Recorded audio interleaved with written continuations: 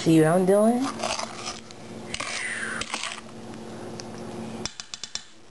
For those who don't know, see this? This is called an ice cream spoon. It's what you normally use to dish out ice cream, but I'm in the hood, which means aka ghetto, which means we don't always use the utensils that people usually think we should use. And since I'm a professional, I can do what I choose to do.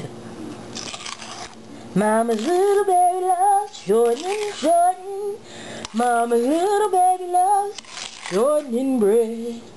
Mama's little baby loves shortening. Mama's little baby loves shortening bread. Now look at that. Now look like much do it.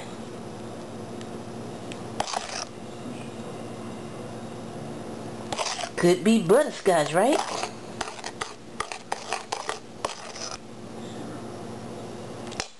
Soupy consistency, but watch what I do with this. See this? Pillsbury. Now, I'm about to do some hood measurements. Y'all watching?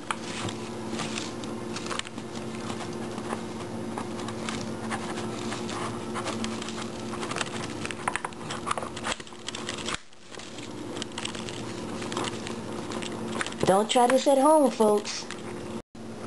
Now here's the reality. See this? Let me show you. Hey. This is a regular old teaspoon. Actually, it's an iced teaspoon. See the long handle? The long handle is so you can usually get into a iced tea glass. But this is in the hood.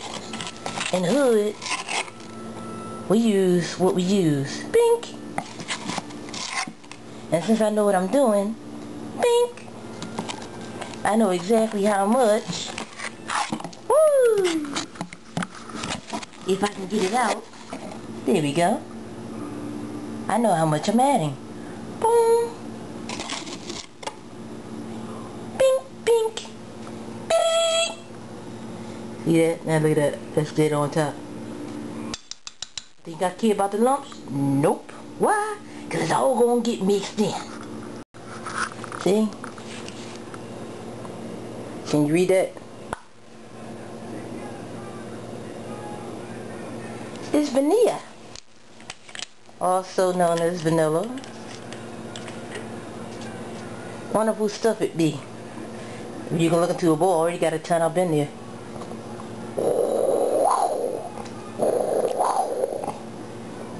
Hood measurements. Let's be real. Who really got time to be measuring with a spoon? And then when you read these recipes, let's see what this recipe says.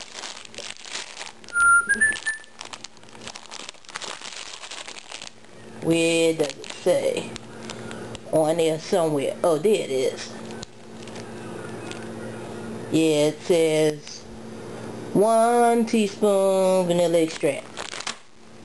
I think I have about 2, maybe 3 ounces of vanilla in there. Think I care. Ooh, this gonna be good. It's good, it's good, it's good.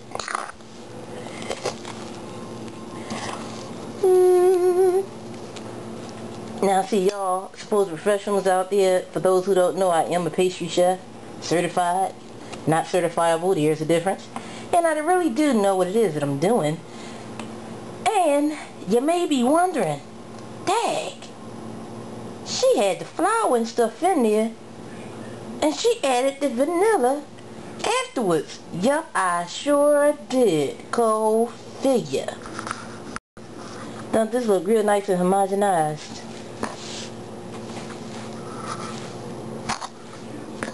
It sure do, don't it? Now watch what I'm going to do.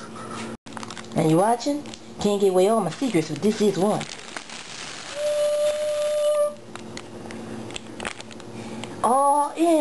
All in together, all in together. Mix. Now, here's the thing. I'm holding the camera, which means I can't really mix this the way I want to. Because normally, I would use one hand to hold the bowl, and over to get to the nitty gritty, which I'm going to do. So, check you. Ta-da! Now, I know y'all folks are like, now, if this chick is really a real certified pastry chef, why in the world is she not using proper utensils? Well, check it. I'm not in my commercial kitchen. See the tablecloth? Big giveaway. See these? Wonderful, real nice. These are what we normally use. Look like an ice cream scoop, but in actuality it's a disher. That's its actual name. Portion control disher. Different sizes. And I have a lot of different sizes. Now, the reality is I could use this, get a perfect cookie every single last time. It's quick, it's simple, in the industry it works. But I'm in the hood. Who want to use stuff like this? You know when we in the hood we use spoons. And because I am who I am, how I am, I can use a spoon and still get it as perfect as if I'm using a disher. Watch me. Here's my sheet pan. Don't have a Hood sheet pan, never owned one. Cookie sheet, jelly roll pan, whatever it is you want to call it. In actuality, it's a sheet pan. Pull back, it's a half sheet pan. Now, that being said, watch this. We gonna try and work it out. See, got my 2 spoons. Now, move the string. Let's see how we gonna do this. Let's see.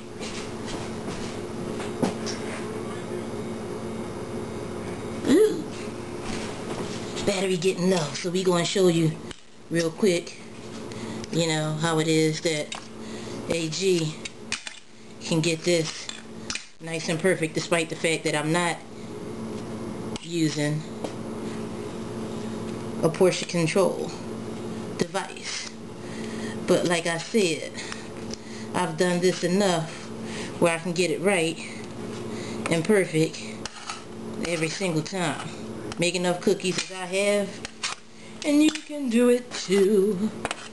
And then you have folk like me who actually play with this, you know, get it right. And when it's bake off, you gonna see it's gonna be the real deal. Now everybody always think that just because you do this professionally, that you always got the best equipment, the best stuff. You go out and spend $300 on a mixer, $1,000 on a stove, and you can all of a sudden make all these wonderful things. I'm doing this to show you, you don't even need to use all that crap and you can still come out with a perfect thing. Ha! Show you. See that? Can you read that? I can't even, because the numbers didn't roll off. Like I said, in the hood, that's how stuff go. You use stuff, but we're all, who got time to replace stuff? I know where 350 is. Now, see this? This is a little trick. Now, mind you, see how I mix this stuff together? I just dump stuff in. Because really, that's how folks do. Who really takes the time to measure stuff perfectly? Now, when I'm in the industry, yeah, I'll measure it perfectly. But this is my home. I ain't got time for that. I just dump it in. And I bet you, because I know what I'm doing, it's going to come out right. I ain't worried. But you never know how a cookie gonna spread. So if you start off leaving them out wide apart, if they spread out flat, you don't have to worry about them touching each other. You do it like this, then you're cool. You bake the first batch, see how far apart they are, then you can get to moving them in closer and stick a whole bunch on the pan. And can you count that? Dozen. Keep it by the dozen? I don't know about that. But hey, everybody to their own, right? But either way, you got this down on the pan, you do what you do, you keep it moving, and that's the way it go. See? Now, see both? I'm really storing this cookie dough. Why? Because in reality, it's me. 12 is more than enough. I'm not going to eat that many. I only did this because I wanted something sweet real quick. And since I got everything it is to make it, why not do it? Dough always store well. In the freezer and the refrigerator. And because I use all natural ingredients, this ain't going no way, ain't nothing happening to it. And that you can believe in. See that? Whoo, that's called hot. Can you see the heat waves? Having a heat wave, a tropical heat wave. We're gonna try and pull this out. Can you see it? It melt a little bit, just a little bit. But we gonna move this to top shelf. Cause it's a known fact, stuff don't cook evenly, and I'm losing all my heat by having this door open. Cookies! And here's the real deal. Think this is for icing. Usually a cake. You know, something. It's an offset spatula. Small. And check this out. See this? These cookies don't look done, do they? But if you cook a cookie until it gets hard, it continues to cook and gets even harder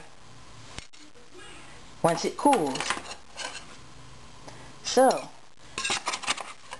if you eat cookies that you've baked and it's like a freaking rock that's about to break your teeth, that may be one reason why. There could be several others. And if you notice, I ain't putting these on no cookie sheet, because the reality is they ain't gonna last that long. Ain't like I'm making a whole bunch. While I dirty up a whole bunch of dishes.